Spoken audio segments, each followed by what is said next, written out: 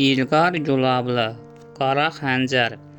Şahnaz Firidunu xəstəxanaya yerləşdirdikdən sonra Berlin şəhər bələdiyyəsinə getdi. Öz pasportu ilə Firidunun pasportunu bələdiyyəyə təqdim etdi. Həmin gün Şahnaz Ağayeva ilə Firidun Əzimi dövlət nikah qeydiyyatına alındılar. Artıq onlar ər və arvad idilər. Firidunun 20 gün sonra gipsləri açıldı. Sonra yavaş-yavaş həkimlər onu masajla, idmanla, dərman və iynələrlə, müxtəlif müalicələrlə sağaltmağa çalışdılar. Bir qədər sonra o koltuğu altı ağaclarla yeriməyə başladı. Hər gün səhər yeməyindən sonra iynə dərman qəbul edir, sonra idman salonuna gedərək müxtəlif idman növləri ilə məşğul olur, sonra da masaj salonuna gedib masaj olunurdu. O sürətlə sağalırdı. Bir gün o koltuq altı ağaclarını da yerə atdı. Artıq tam şəkildə əvvəlki sağlamlığına qovuşmuşdu. Onlar günorta yeməyindən sonra xəstəxananın həyətində oturub söhbət edirdilər. Beləliklə Firidun 3-4 ay ərzində nəinki əvvəlki sağlamlığına, hətta əvvəlkindən də daha güclü oldu. Onlar xəstəxanadan çıxıb bir otelə yerləşdilər. İndi onlar otaqda tək başına idilər. Şahnazın əynində sarı rəngdə qısa bir paltar var idi. Onun dizləri görünürdü. Firidun isə Avropalılar kimi geyinmişdi. Firidun idmanla məşğul olduğu üçün onun bədəni tamam tüksüz idi. Onun da ayaqları Şahnazın ayaqları kimi tərtəmiz və ağappaq idi. Firidunun şortiki o qədər qısa idi ki, ayaqları tamam çılpaq idi. Onlar diz-dizə oturmuşdular. Firidunun əlləri ilə Şahnazın ıvrım və qara saçlarını sığallayırdı. Daha sonra onlar dodaq-dodağa öpüşdülər və yavaş-yavaş paltarlarını soyunub yatağa girdilər. Firidun Şahnazın ayaqlarından və diz qapaqlarından çoxlu öpür və duz kimi yalayırdı. Şahnaz da onun dizlərini öpürdü. Onlar doyunca sevişdilər. Şahnaz artıq sadəcə kağız üzərində deyil, eyni zamanda Firidunun həqiqi qadını olmuşdu. Şahnaz Firidunla fəxr edir, onun həyat yoldaşı olduğu üçün qürur duyur, özünü dünyanın ən xoşbəxt qadını hiss edirdi. Firidun güclü qolları ilə onu sıxırdı. Şahnazın canı ağrısa da səsini çıxarmır və bundan ləzzət alırdı. Özünü Firidunun qolları arasında güvəndə hiss edirdi.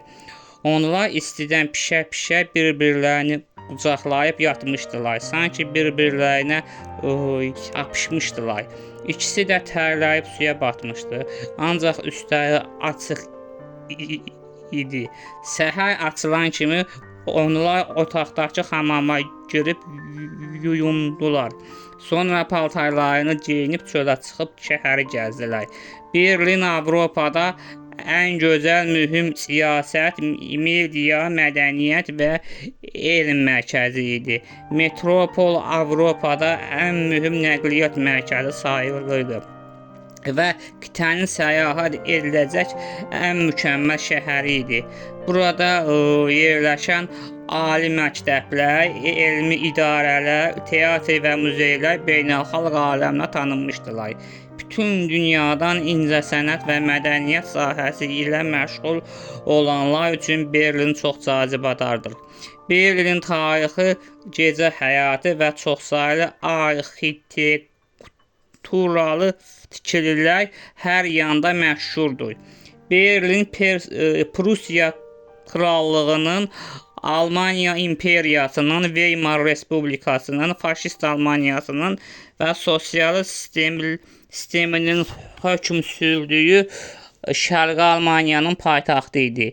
İkinci Dünya müharibəsindən sonra faşist Almaniyası məğlub olmuş, onun ərazisi ABŞ, İngiltərə və Qərb dövlətlərini müdafiə etdiyi Qalbi Almaniya və SSR-ni müdafiə etdiyi Şərqi Almaniya dövlətlərinə bölünmüşdü. Berlin şəhəri də ortadan iki yerə bölünmüş və məşhur Berlin divarı tikilmişdi.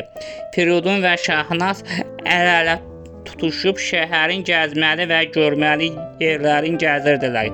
Firidun yenə Alman kişiləri kimi dar və qısa şortik geyinmişdi. Şahnaz da mini ətəkdə və qısa qollu köynək geyinmişdi. Aradan bir müddət keçdi. Onlar kiçik bir restoranda işlər düzəldilər. Firidun ofisiantlıq edir, Şahnaz isə qab-qacaq yuyurdu. Gecələr də o restoranda yatırdılar. Bir qədər sonra Qərbi Avropaya getmək qərarına gəldilər. Həm də Şahnazın vəzifəsi var idi. O, qara xəncəri Qərbi Almaniyada olduğunu düşünürdü. Şahnaz gizli şəkildə Ərsoylu ilə əlaqə saxlayır, ondan Qərbi Almaniyaya keçmək üçün kömək istədi. Ərsoylunun göstərişi ilə Sovet əsgərləri onların Berlin divarından dırmanıb Qərbi Almaniyaya keçməklərinə göz yumdular. Qarşı tərəfdə də Sovet agentləri var idi. Onların da göz yummağı ilə Firidun və Şahnaz Qərbi Almaniyaya keçdilər. Şahnaz özü haqqında hər şeyi Firiduna bir-bir danışmışdı. Onu niyə tərk etdiyini, qara xəncərin kim olduğunu, niyə Almaniyaya gəldiyini və necə oldu ki, Qərbi Almaniyaya keçə bilirlər, hamısını demişdi. Şahnaz Firiduna Alman dilini də öyrətdi. Firidun isə Alman dilini bildiyi halda özünü bilməməzliyə vurur, güya bilmirmiş kimi özünü aparırdı. Şahnaz da təəccüblənirdi ki, Firidun bu qədər az bir vaxtda necə öyrənə bildi bu Alman dilini. Onun zəkasına heyran qalırdı. KGB onlara yeni Qərbi Almaniya pasportu vermişdi. Güya hər ikisi də İrandan gəlmiş Qərbi Almaniya vətəndaşlığını qəbul etmiş cütlükdülər. Onlar bir neçə gün oteldə qaldıqdan sonra özlərinə kirayəyə ev axtardılar.